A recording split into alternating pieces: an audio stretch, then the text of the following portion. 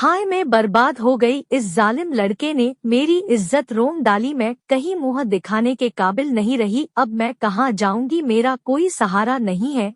इसने तो मुझे बर्बाद कर दिया है। किराए के पैसे लेने आया था और मुझे ही लूट लिया। मैंने रोकर ऐसा हंगामा मचाया था कि हर कोई मेरी हालत देखकर अपने आंसू रोक नहीं सका। मुझे बचपन से ही ड्रामा करने का बहुत शौक था और आज मैंने ऐसा ड्रामा किया था कि हर कोई मेरे झूठे ड्रामे में फंस गया था। पूरा मोहल्ला हमारे घर के बाहर इकट्ठा हो गया था, सबकी हमदर्दी मेरे साथ थी, हर कोई मेरे मकान मालिक को दुआएं दे रहा था और मेरा घर के मालिक हर किसी को अपनी बेगुनाही बता रहा था। लेकिन वहां मौजूद लोगों में से किसी को भी इसकी बात पर भरोसा नहीं था। मैं एक जवान लड़की थी और मेरी हालत बहुत खराब थी, इसीलिए हर किसी की हमदर्दी भी मेरे ही साथ थी। मैं रोते रोते तिरछी निगाहों से अपने मकान मालिक को देख रही थी, जो अपने आप को इस भीड़ के गुस्से से बचाने की कोशिश कर रहा था। कुछ देर पहले ही बुक किराया मांगने मेरे घर पर आया था और मैंने ऐसा ड्रामा किया था कि उसके पास अपनी इज्जत बचाने का कोई रास्ता बाकी नहीं रहा था। मेरा मकान मालिक एक बहुत शरीफ आदमी था, बस थोड़ा सा उसे का तेज था, लेकिन उसने कभी मुझ पर कोई गलत नजर नहीं डाली थी। आज भी वो किराया मांगने आया तो मेरे ऊपर बहुत ज्यादा गुस्सा करने लगा, क्योंकि हमारे ऊपर पिछले कई महीनों से किराया चढ़ा हुआ था और हमने दिया भी नहीं था। आज भी हमारे पास उसे देने के लिए पैसे नहीं थे, इसलिए मैंने बहुत सोच समझकर किराए से बचने के लिए यह खेल खेला था और झूठ बोलकर उसे अपने घर के अंदर लेकर आ गई कि आज मैं उसे आधा किराया दे दूंगी। पहले तो वह मुझसे मना करने लगा, लेकिन मैंने उसे जबरदस्ती अंदर बुला लिया। मैंने उससे कहा कि गर्मी बहुत है, आप इतनी दूर से चलकर आ रहे हैं, अंदर आ जाइए, मैं आपको ठंडा शरबत पिलाया दूंगी। उसे पता नहीं था कि मेरी माँ मेरे घर में नहीं है और इस वक्त मैं घर पर अकेली हूँ। वो बेचारा तो अनजाने में ही मार खा गया। मेरे बार बार कहने पर वह घर के अंदर आ गया और मैंने मौका देखकर बिस्तर पर बिछी चादर को खींचकर नीचे फेंका, अपने बालों को नोचा और फिर बहुत तेजी के साथ अपने कपड़ों और आस्तीन को फाड़ दिया। मैंने खुद ही अपने हाथों से अपने कंधे को इतनी जोर से दबाया था कि उंगलियों के निशान पड़ गए थे। मैंने यह सब कुछ इतनी चालाकी से और इतनी जल्दी में किया था कि मेरे सामने खड़ा मेरा 30 साल का मकान मालिक हक्का बक्का रह गया था। उसके तो दिमाग में भी ऐसा कुछ नहीं होगा कि मैं इतनी घटिया हरकत करूंगी। मैंने उसे पैसे देने के बजाय अपने घर और अपने आप को बिखेर दिया था, क्योंकि मुझे लगा था कि इस तरह हमारी से जान छूट जाएगी और वो डर की वजह से दोबारा हमारे घर पर किराया मांगने नहीं आएगा। इस तरीके से हमारा सारा किराया माफ हो जाएगा। मेरी इस हरकत से वो इतना ज्यादा डर गया था और हैरानी से मुझसे पूछ रहा था कि यह तुम क्या कर रही हो। इससे पहले वो मेरी इस हरकत को और मेरी सोच को समझ पाता, मैंने ऐसा हंगामा मचाया था कि उसे कुछ समझने और भागने का मौका भी नहीं मिला। ये एक छोटा सा मोहल्ला था और यहाँ पर सबके घर एक दूसरे से मिले हुए थे। मेरी हल्की सी चीख पर ही आस पड़ोस वाले सब लोग घर के बाहर इकट्ठा हो गए। मकान मालिक बहुत गुस्से से मुझे घूर रहा था, उसके चेहरे का रंग उड़ा हुआ था। उसने तो कभी सपने में भी नहीं सोचा होगा कि मैं कोई ऐसी वैसी हरकत करूंगी। और अब जब वो समझ चुका था कि मैंने उसके साथ क्या किया है, तो वो मुझे धमकाने लगा कि अगर मैंने शोर बंद नहीं किया तो वो मुझे इस घर से हमेशा के लिए धक्के मारकर निकाल देगा। लेकिन मैंने भी सोच लिया था कि मैं उसकी किसी बात से भी नहीं करूंगी। मैंने उसकी धमकियों की परवाह किए बगैर ही घर का दरवाजा खोला और चीखती चिल्लाती हुई बाहर निकल गई। मेरे बिखरे बाल, फटे हुए कपड़े और गर्दन और बाजू पर मौजूद उंगलियों के निशान देखकर सभी लोगों की आंखें फटी की फटी रह गई। बाहर इकट्ठा हुए लोग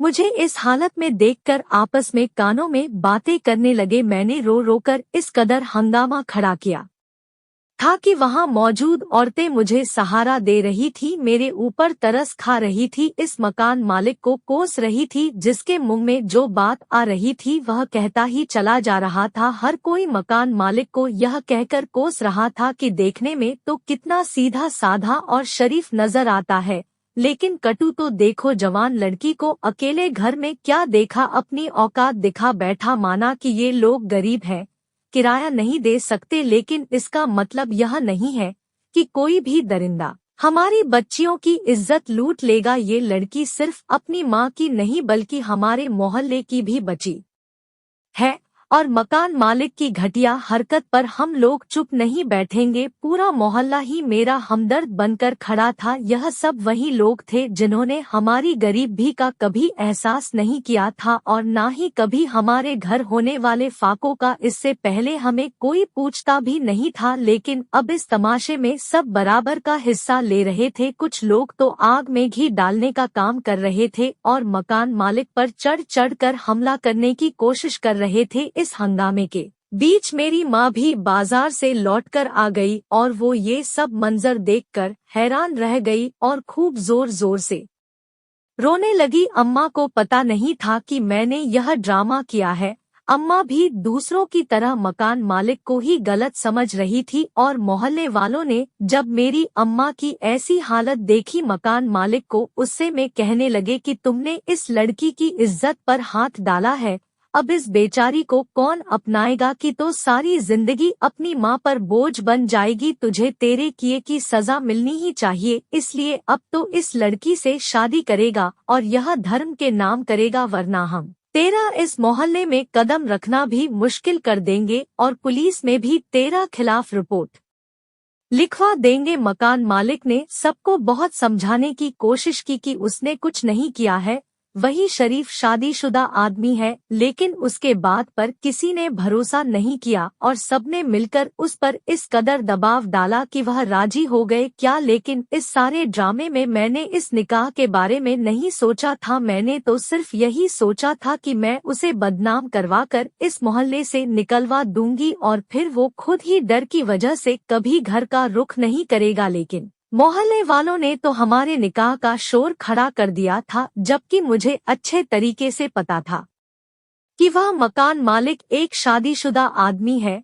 फिर मैं कैसे उसके साथ निकाह कर सकती थी, और निकाह के बाद तो न जाने वो मेरे साथ क्या सुलूक करता। इसलिए मैंने उस निकाह से मना करना चाहा, लेकिन वहाँ पर जितने भी और खड़ी थी सब मिलकर मुझे समझाने लगी, कहने लगी कि अब तुम्हें कोई नहीं अपनाएगा, तुम्हारा आने वाला कल बर्बाद हो जाएगा, अब तुम किसी को कैसे मुँह दिखा होगी, लोग तुम्हें ताने देंगे, इसलिए बेहतर है कि तुम इसके साथ शादी कर लो। मेरा खेल मुझ पर ही भारी पड़ गया था। मेरी अम्मा भी मुझे समझाने लगी कि जो कुछ हो चुका है उसे भूल जाओ, मकान मालिक एक अच्छा आदमी है, वक्ती तौर पर शायद शैतान के बहकावे में आ गया होगा, तो मैं से इसी वक्त शादी कर लो, तुम्हारी जिंदगी संवर जाएगी। वैसे भी हम इतने गरीब हैं और तुम्हारे सर पर बाप का साया भी नहीं है, भला तुमसे कौन शादी करेगा। और फिर सब लोगों ने मिलकर मुझे इस निकाह के लिए मजबूर कर दिया। इतने लोगों की मौजूदगी में जबरदस्ती हम दोनों को निकाह करना पड़ा और मकान मालिक को हक महर में ये घर भी मेरे नाम लिखना पड़ा, जिस घर के किराए के लिए वह इतना हंगामा खड़ा किया करता था। अपने इस जीत के लिए मैं दिल ही दिल में बहुत खुश हो रही थी। मैं सोच रही थी कि मेरा प्लान कामयाब हो गया और अब तो यह घर भी मेरे नाम हो गया, अब हमें इस घर का किराया देना नहीं पड़ेगा। लेकिन दूसरी तरफ इस निकाह ने मुझे परेशान कर रखा था। अपने पता नहीं कैसे इस मकान मालिक से अपनी जान शिवांगी, मुझे कुछ समझ नहीं आ रहा था। निकाह के बाद लोगों की भीड़ धीरे धीरे कम होने लगी और कुछ ही देर में वहाँ पर सिर्फ मैं और मेरी माँ और मकान मालिक ही रह गए। मुझे लगा था कि वह मकान मालिक मुझे कोसिएगा और मुझे बुरा भला कहेगा और वहां से चला जाएगा, लेकिन सब कुछ उल्टा हो रहा था। मकान मालिक ने मेरी माँ की तरफ देखा और कहने लगा, अब आपकी बेटी मेरी बीवी है, इसीलिए आज से यह घर में नहीं रहेगी, मैं इसे अपने घर लेकर जा रहा हूँ। मकान मालिक की बात सुनकर मेरे होश ही उड़ गए। मैंने सोचा भी नहीं था कि अब इससे आगे मेरे साथ क्या होगा, मुझे इस बात का भी अंदाजा नहीं था कि वो भी मुझे अपने साथ ले जाने की बात करेगा, जबकि वह पहले से शादीशुदा भी था। उसके घर में उसकी बीवी पहले से ही थी, लेकिन उसने मेरी कलाई को जोर से पकड़ा और मेरे 1000 बार मना करने के बाद भी मेरी माँ से कहा, आज से आपकी बेटी आपके घर से रुखसत हुई, अभी मेरी जिम्मेदारी है और मेरे साथ ही रहेगी और यह घर आज से आपका है, आप इसमें चैन सुकून से रही है। आज के बाद मैं आपसे किराया मांगने भी नहीं आऊंगा। वार्ड में मुझे उससे में खींचता हुआ अपनी गाड़ी में बैठाकर अपने घर ले आया। उसके साथ अकेले गाली में ही मेरे हाथ पैर कपका आने लगे, क्योंकि अब न ही मेरी माँ मेरे साथ थी और न ही मोहल्ले वाले। आगे पता नहीं मेरे साथ क्या होना था। अब जो कुछ भी याद में मेरे साथ करता वो मुझे अकेले ही झेला था। मैं नहीं जानती थी कि वो मुझे कहाँ लेकर जा रहा है। मकान मालिक की आंखों में गुस्सा और नफरत देखकर मेरी तो जान निकल रही थी। 1 घंटे के सफर के बाद गाड़ी एक छोटे से मकान के आगे रुक गई। वो मुझे गाड़ी से जबरदस्ती उतारकर घर के अंदर ले गया और एक कमरे में ले जाकर मुझे पटक दिया। मुझे ऐसा लग रहा था जैसे कयामत आने वाली हो। अब मैं उसकी हुई थी और वो मुझ पर पूरा हक रखता था। वो मेरे साथ कुछ भी कर सकता था। पता नहीं वो मेरे साथ कैसा सुलूक करता। यहाँ तो कोई मुझे बचाने वाला भी नहीं था, लेकिन इस वक्त वो मुझसे बिना कुछ कहे कमरे से बाहर चला गया। मैंने बहुत चालाकी से जो तमाशा खड़ा किया था वो खत्म हो चुका था और अब मुझे डर लग रहा था। पता नहीं आगे मेरे साथ क्या होने वाला था। मैं अपने खड़े किए तमाशे पर ही पछता रही थी। यही सब बातें सोचकर मैं रोने लगी। अभी मुझे रोते रोते थोड़ी ही देर हुई थी कि कमरे का दरवाजा खुला और एक बहुत खूबसूरत जवान लड़की मेरे कमरे में आ गई। इतनी खूबसूरत और गोरी थी, मैं उसे देखती के देखती रह गई। मैं पहली नजर में ही उसे पहचान गई थी कि वो मेरे मकान मालिक की पहली बीवी है। उसे देखते ही फौरन मेरे दिमाग में यह बात आई, जिस आदमी की पहली बीवी इतनी खूबसूरत और हसीन हो वो मुझ जैसी लड़की पर क्यों नजर डालेगा। जैसे जैसे वो लड़की मेरे करीब आने लगी मेरे होश उड़ने लगे। मुझे डर लग रहा था कि पता नहीं मेरे साथ क्या सुलूक करेगी, क्योंकि कोई भी औरत अपने शौहर को किसी दूसरी औरत के साथ नहीं बांट सकती। और जिस तरह आज हमारा निकाह हुआ था उसके बाद तो मुझे इस लड़की से किसी भी अच्छाई की उम्मीद नहीं थी। शायद उसके शौहर ने उसे मेरी सच्चाई बता दी हो। शायद वो जानती हो कि मैंने किस तरह उसके शौहर पर झूठा इल्जाम लगाकर उसे फंसाया है और पूरे मोहल्ले के सामने उसे बेइज्जत किया है। अब शायद मुझसे सबका बदला जरूर लेगी। अगर सच में उसे यह सब कुछ पता होगा तो नहीं वो मेरे साथ क्या कर बैठेगी। वो मुझे बहुत घूर घूर कर देख रही थी। ऐसा लग रहा था जैसे वह मुझ में कुछ तलाश कर रही हो। कुछ देर वह खामोशी से मुझे देखती रही और फिर मुस्कुराकर मेरे चेहरे पर लटके हुए बालों को बहुत ही प्यार से कानों के पीछे करते हुए कहने लगी, तुम तो बहुत ही खूबसूरत हो, लेकिन तुम कैसी दुल्हन हो। तुम तो तैयार भी नहीं हुई हो, तुमने तो शादी वाला लहंगा भी नहीं पहनना। क्या तुम अपनी शादी की रात सजना संवरना नहीं चाहती हो। उसकी बात सुनकर मैंने घबराकर उसके चेहरे की तरफ देखा। उसके बात करने में न ही कोई चुभन थी और न ही कोई ताना, बल्कि उसके चेहरे पर तो हल्की हल्की मुस्कुराहट थी। उसकी यही मुस्कुराहट मुझे बहुत ज्यादा हैरान कर रही थी। उसकी नजर मेरी खाली कलाइयों पर पड़ी तो उसने झट से अपने हाथों से अपने कंगन उतारे और मेरे हाथों में पहना दिए। मैं बहुत ज्यादा हैरत से इस सारे मंजर को देख रही थी कि मैं उसकी सौतन थी और वो कैसे मेरे साथ ऐसे मोहब्बत से बातें कर रही थी, और वो भी इस तरह के निकाह पर। लेकिन वो तो बहुत ही मोहब्बत से बात कर रही थी। थोड़ी देर वो मेरे पास बैठी रही और मुझसे बातें करती रही। उसकी बातों में मोहब्बत की चाशनी घुली हुई थी। उसने मुझसे कोई भी ऐसी बात नहीं की थी जिससे मुझे ऐसा लगे कि वो मुझसे नफरत करती है, और ना ही कोई दुश्मनी की बात की थी, बल्कि वह तो बराबर मुस्कुराती ही चली जा रही थी। उसकी मोहब्बत भरी बातों ने मुझे कुछ हौसला दिया था और मैंने डरते डरते उससे कहा कि मुझे अदनान से बहुत डर लग रहा है। पता नहीं वो मेरे साथ कैसा सुलूक करेंगे। जाने अनजाने में मुझसे जो खता हुई है मैं जानती हूँ वो बहुत बड़ी गलती है। लेकिन गरीबी ने मुझे गलत कदम उठाने पर मजबूर किया था। उस लड़की से अपने किरदार की सफाई पेश करने लगी। मेरी बात सुनकर वो कहने लगी कि तुम फिक्र मत करो, अदनान बहुत अच्छे आदमी है, वो तुम्हें कुछ भी नहीं करेंगे। और फिर वो उठकर कमरे से बाहर चली गई और कुछ ही देर बाद लौटकर आई तो उसके हाथ में दूध का गिलास मौजूद था। उसने पर वह दूध का गिलास मेरे हाथों में पकड़ा आया और मुझसे कहने लगी, यह दूध पी लो और तुम देखना अदनान तुम पर बिल्कुल भी गुस्सा नहीं करेंगे। वो दूध का गिलास मुझे थमाकर फिर कमरे से बाहर चली गई। मुझे भी भूख लग रही थी क्योंकि सारे ड्रामे की वजह से मैं दोपहर का खाना खाना भी भूल गई थी और उसके बाद निकाह का चक्कर और इस घर के आने तक रात हो गई थी। इसीलिए मैंने भी वो दूध का गिलास पूरा खत्म कर दिया और कमरे में यहाँ वहाँ नजर दौड़ाने लगी। कुछ ही देर गुजरी थी कि कमरे का दरवाजा दोबारा से खुला और यह देखकर मेरे पैरों तले से जमीन निकल गई कि मेरी सौतन दूल्हा बने कमरे के अंदर आ रही थी और उसने कमरे के दरवाजे पर अंदर से कुंडी लगा दी थी। उसकी इस हरकत पर मैं बहुत ज्यादा घबरा गई थी। पता नहीं वो किसकी शादी के शेरवानी पहनकर आई थी जो उसे साइज में बहुत बड़ी आ रही थी और स्तर पर भी उसने एक बड़ा सा पगड़ी पहना हुआ था जो शादी वाले दिन दूल्हा पहनता है। मुझे समझ नहीं आ रहा था कि अभी कुछ देर पहले मेरी सौतन बिल्कुल ठीक थी और मुझसे बातें कर रही थी, अचानक किसको क्या हो गया, वो क्यों दूल्हे के कपड़े पहनकर मेरे पास आई है और इसने दरवाजे में अंदर से कुंडी क्यों लगाई है। वो आहिस्ता आहिस्ता मेरे बिस्तर पर आकर बैठ गई और अपने हाथ में पकड़ी एक छोटी सी मखमली डिब्बी खोलकर मेरे सामने रख दी जिसमें खूबसूरत सी सोने की चेन चमक रही थी। वो मोहब्बत से मुस्कुराती हुई कहने लगी कि तुम्हारी मुंह दिखाई का तोहफा है मेरी तरफ से, तुम मेरी दुल्हन हो और तुम बहुत ही अच्छी हो। उसकी बात सुनकर तो मेरी जान ही निकल गई थी। मैं उसकी दुल्हन कैसे हो सकती थी, वो तो खुद भी एक लड़की थी। पता नहीं क्यों वैसी बहकी बहकी बातें कर रही थी। डरकर अपने बिस्तर से उठकर खड़ी हुई मैंने उससे में कहा कि लगता है तुम्हारा दिमाग खराब हो गया है, तुम कैसी बहकी बहकी बातें कर रही हो। उसने मुझे हाथ से पकड़ा और जबरदस्ती दोबारा बिस्तर पर बैठाकर कहने लगी, मैंने कहा ना तुम मेरी दुल्हन है,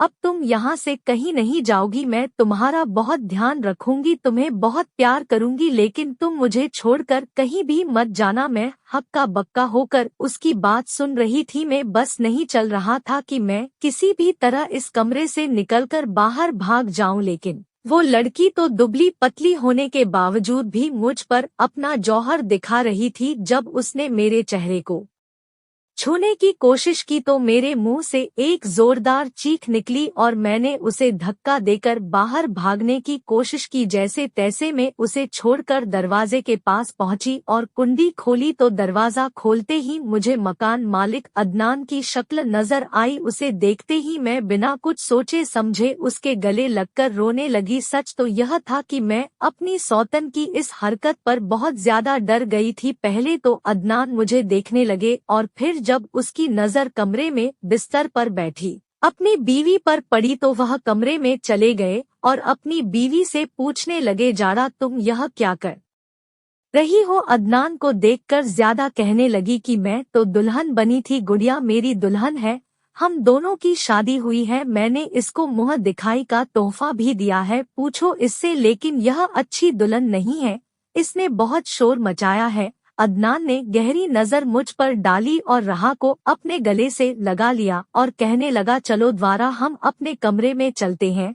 मैं फटी फटी आंखों से इन दोनों मियाँ बीवी को देख रही थी। अदनान ने भी से ज्यादा सवाल जवाब नहीं किए थे और न ही घटिया हरकत पर उसे डांटा था। गुजारा को अपने साथ अपने कमरे में लेकर चले गए और मैं कमरे में अकेली बैठी रह गई। काफी देर बाद अदनान वापस मेरे कमरे में मेरे पास आए और मेरे सामने बैठ गए। फिर उन्होंने मुझे एक ऐसा सच बताया जिसे सुनकर मेरी रूह कांप उठी। अदनान कहने लगे कि मेरी और सारा की शादी आज से 5 साल पहले हुई थी। हम दोनों ने पसंद की शादी की थी, ज्यादा मेरी फूफी की बेटी थी। इस शादी से हम दोनों बहुत ज्यादा खुश थे, लेकिन शायद किस्मत को हमारी खुशी मंजूर नहीं थी। शादी के 4 महीने बाद ही ज्यादा प्रेग्नेंट हो गई थी। हम बहुत ज्यादा खुश थे, हम माँ बाबा बनने वाले थे। लेकिन कुछ महीने बाद ही अचानक से हमारा बच्चा खत्म हो गया और 84 यह दुख बर्दाश्त नहीं हुआ। मैंने बहुत ही मुश्किल से उसे संभाला और समझाया कि औलाद तो खुदा की देन होती है, अगर चली गई तो क्या हुआ, ऊपरवाला हमें दोबारा औलाद की खुशी नसीब करेगा। मेरे समझाने से धीरे धीरे द्वारा वापस जिंदगी की तरफ आ गई। इस बात को 7 महीने ही हुए थे कि ज्यादा दोबारा से प्रेग्नेंट हो गई। इस बार हम दोनों ने बहुत एहतियात की। मैनेजर को अपने सर आंखों पर बिठाकर रखा, लेकिन किस्मत को शायद हमारा माँ बाप बनना मंजूर नहीं था। इस बार भी कुछ ही महीनों में हमारा बच्चा फिर से खत्म हो